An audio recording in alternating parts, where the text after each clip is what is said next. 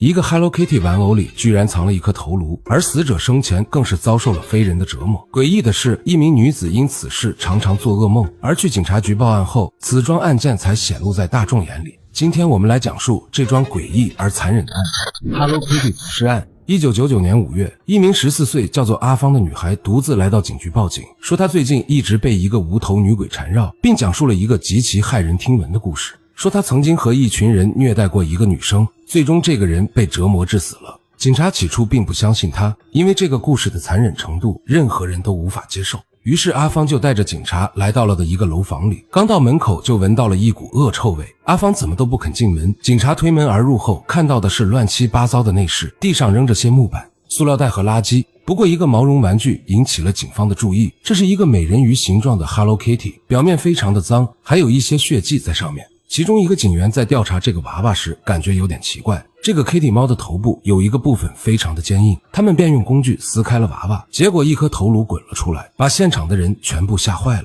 這才意識到這個女孩說的全是真的。事後經過調查，受害者的身份確定是一位叫做樊敏儀的女生，她從小在孤兒院長大，長大後在香港的一家夜總會上班，在阿芳的配合下，很快整理出了兇手和整個事件過程。1999年3月份，樊敏儀在夜总会認識了他的客人程文樂。後來樊敏儀的祖母生病需要錢，為了籌得醫療費，就選擇一個極端的方式去偷陳文樂的錢。其實他偷錢的原因還有另一種說法，說是因為他染上了毒癮才去偷的錢。他在陳文樂的錢包裡頭拿走了4000元港幣，但偷錢的事後來還是被陳文樂知道了。於是他要求樊敏儀把所有的錢都還清，並威脅他索要1萬元的利息。樊敏儀當即還清了4000元。遲餘的希望能給他一些時間，但一段時間後，他並沒有把利息還清。陳文樂這下就不高興了，於是叫了另外2個人，梁勝祖和梁偉倫，他們3人把樊敏儀綁到了一處民房裡。從這開始，樊敏儀便遭到了地獄般非人的折磨。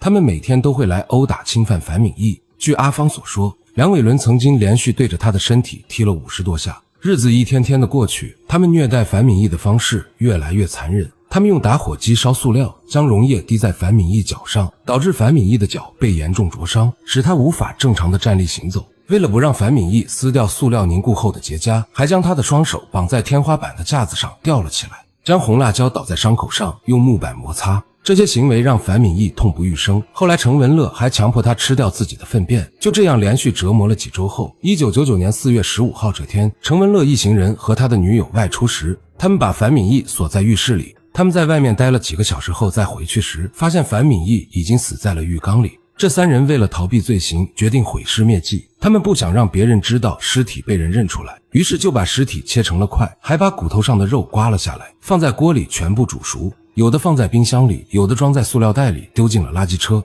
事後他們就隨手拿了一個 Hello Kitty 的娃娃，把受害者的頭顱縫了進去。程文樂最後在朋友家裡被警察逮捕。梁勝祖在知道程文樂被抓後，承受不住压力就跑去自首了，而梁偉倫跑到了內地，最終被多方警察聯合抓捕。而訴說這一切的女孩小芳也參與到了這次虐待中。當警察問為什麼要這樣做，她說我覺得這是為了好玩，因為她的年紀以及給這個案件帶來了大量的證據，她最終被無罪釋放了。另外的3人都被指控謀殺罪，當被正式起訴時，他們都不認罪。由於有許多直接證據都沒有了，他們最終被改為誤殺罪，判處無期徒刑，至少服刑20年後才有機會保釋。而梁勝祖後續又多次上訴，在重新認罪後被判處有期徒刑18年，最終他在2011年出獄了。也就是說，他害死了樊敏儀後，僅僅是坐了11年牢，而且似乎他在監獄裡也並沒有任何的悔改。因為就在2022年，他非禮騷擾一位10歲小女孩，被告上法庭。在法庭上，他還狡辯是為其按摩。最終48歲的梁勝祖被判刑1年，再次入獄。